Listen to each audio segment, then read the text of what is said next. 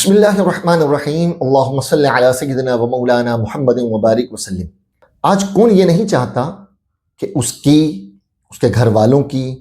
اس کے بیوی بچوں کی، اس کے ساز و سامان کی، اس کی گاڑی کی،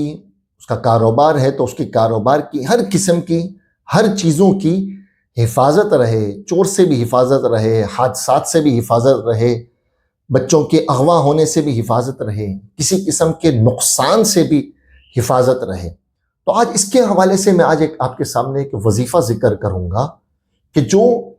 حدیث پاک میں ذکر ہوا، یعنی پیارے آقا صلی اللہ تعالی علیہ وسلم نے اس وظیفے کی تعلیم ارشاد فرمائی،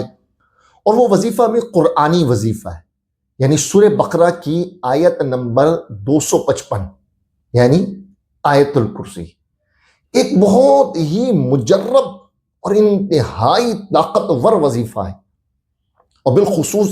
حفاظت کے لیے یہ انتہائی مجرب اور طاقتور وظیفہ ہے۔ اور حدیث پاک میں ہے کہ جو شخص صبح آیت الکرسی تلاوت کرے تو شام تک، یعنی رات تک،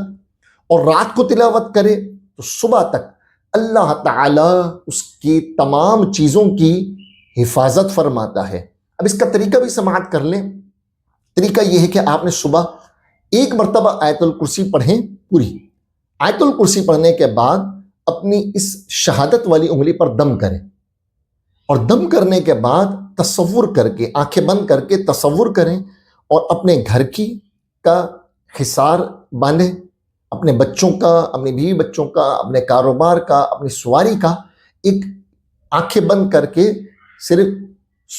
سوچ کر اس کا ایک حصار باندھنا ہے۔ انشاءاللہ اس سے اللہ نے چاہا تو آپ کے گھر کی حفاظت ہوگی، آپ کی بیوی بچوں کی حفاظت ہوگی، آپ کی اپنی حفاظت ہوگی، آپ کے گھر کی حفاظت ہوگی، آپ کی سواری کی حفاظت ہوگی، آپ کے کاروبار کی حفاظت ہوگی۔ انشاءاللہ ہر چیز